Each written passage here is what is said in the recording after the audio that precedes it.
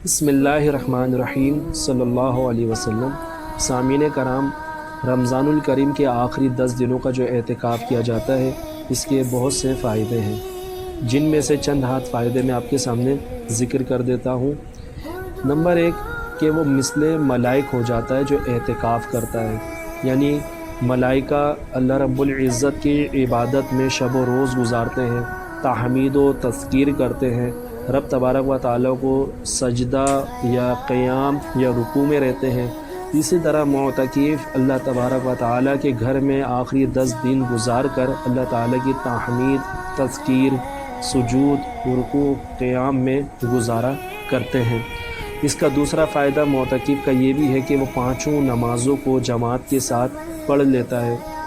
ورنہ اس دور میں گہما گہمی کا دور ہے کہ جس میں ہر بندہ مصروف ہوتا ہے کاروباری لحاظ سے، دیگر مسائل۔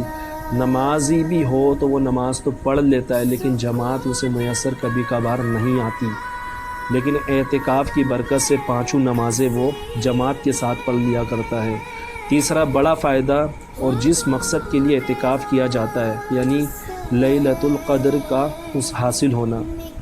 جو 1000 مہینوں کی راتوں سے افضل ترین رات ہے، جس کے بارے میں خود قرآن عظیم میں آیت مبارکہ موجود ہیں۔ تو لہٰذا طاق آخری کی 5 جو طاق راتیں ہیں، ان میں سے ایک لیلۃ القدر ہے، وہ اسے حاصل ہو جاتی ہے، اور ایک عظیم اسے فائدہ حاصل ہو جاتا ہے۔ ایک فائدہ یہ بھی تھا اعتکاف کرنے والے کے لیے، یہ فائدہ ہے کہ وہ مسجد سے باہر جن گناہوں میں مبتلا تھا، مثلا چغلی، جھوٹ، دھوکہ دہی، گالی گلوچ، بد نگاہی جیسے بڑے بڑے گناہ،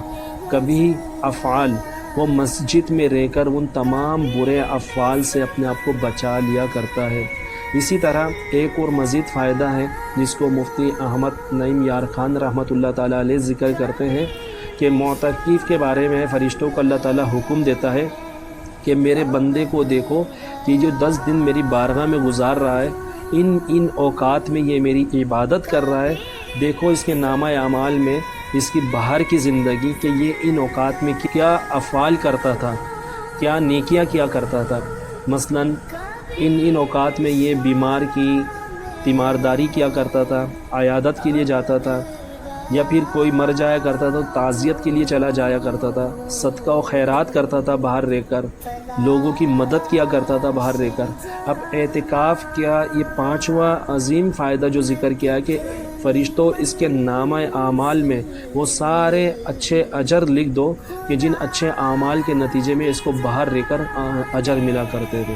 کیونکہ ابھی یہ ہے تو میری بارگاہ میں، وہ عمل تو نہیں کر سکتا، لیکن چونکہ ان اوقات میں یہ باہر ہوتا تھا تو اچھے اعمال کر کے میری بارگاہ سے ثواب حاصل کیا کرتا تھا، لیکن اب یہ میری بارگاہ میں اعتکاف کیے ہوئے ہیں، مجھ سے مغفرت اور بخشش کا پروانہ حاصل کرنے کے لیے ٹھہرے ہوئے ہیں، تو لہٰذا اس کو وہ اجر میری طرف سے لکھ دو۔